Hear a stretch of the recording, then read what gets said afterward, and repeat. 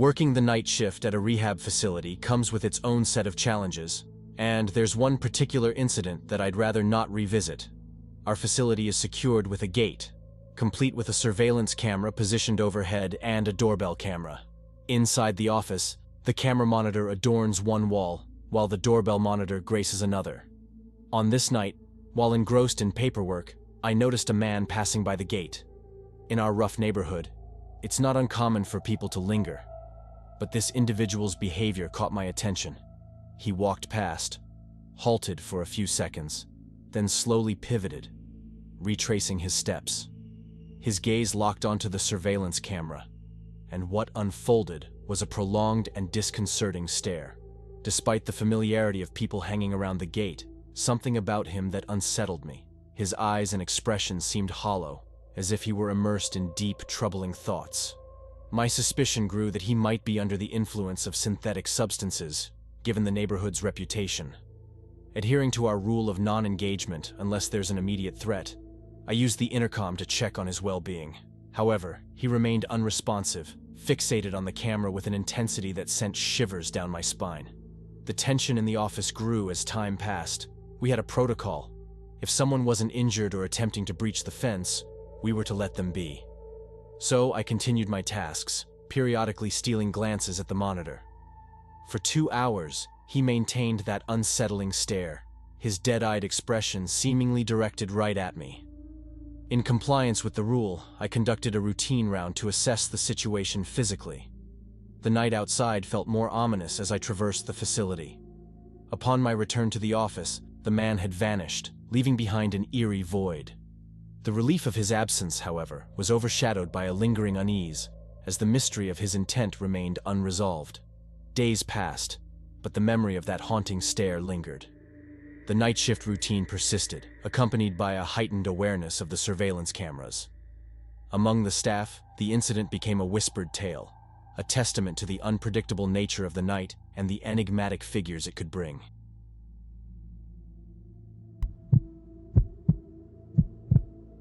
There was one time where, for a week or so, our store stayed open 24 hours. For the most part, this wasn't really a problem. Typically, nobody comes shopping for home improvement items at 2 in the morning, except that one couple that came looking for marble countertops at 1:30 in the morning, and the woman was wearing a nice dress. I guess there was also that one young lady who came looking for a toilet paper roll holder a little after midnight. I had just gotten off my first break, and she was wearing jorts and one of those white with black belt stereotypical karate outfits. She was oddly specific about which roll holder to get too. But the real story lies within the insulation. It was nearing 3 in the morning and me and another guy were stocking insulation, as well as fixing the bays and some such maintenance. A bunch of big R30s had fallen in their bay, and while I was sorting through them, a fucking hand came out of the mess and grabbed my arm. I lost my mind enough for not only the guy I was working with to freak out, but also for my boss, who was across the store, to come check out the commotion. Turns out a homeless drunkard had come into the store at some point, and I can only assume before the night crew showed up, and had made a nest in the insulation where he fell asleep. The dude was in bad shape too, like, far gone into whatever inebriation that we had to call the police to remove him. I was always a little more cautious around the insulation after it, for at least the time the store stayed open 24 hours.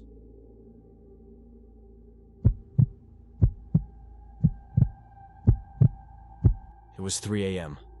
Popular Canadian coffee shop. There is one old baker in the back that rarely interacts with me past a dirty joke or a dirtier ditty from his Navy days. Other than that, I'm alone.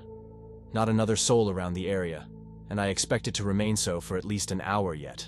I'm boxing up the day-olds for the homeless shelter when I swear I see something out of the corner of my eye. It's behind me. I turn, then look down. There's a small child standing there, a native little toddler with a faux hawk staring at me intensely. I'm struck dumb with how absurd the situation is. How did he get behind the counter? I didn't hear the door open, or see him come through the counter. I scan the storefront. No one. I yell for the baker in case he has a friend or something visiting that lost their kid. He comes over and, like me, does a double take at the kid and is baffled. Kid starts muttering incoherently. I get him a glass of water and a donut hole, and the baker runs out of the store to do a perimeter of the block. I call the non-emergency line and explain, I have a little kid with no parents. I can't get any information from the boy, just mumbles I can't make out. Police arrive. Baker comes back, says that he can't find anyone else in the streets. The guy from the 24/7 corner store said he'll keep an eye out. Police try to speak to the kid, and also get nothing but mutterings and half-hearted gestures. They take him away.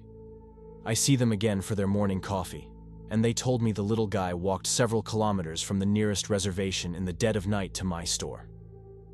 He had got into his parents' medicine cabinet and just walked out of the house. I'm floored. It must have taken that poor baby hours to get to me. Seeing him behind me like that in the deed of the night still shakes me.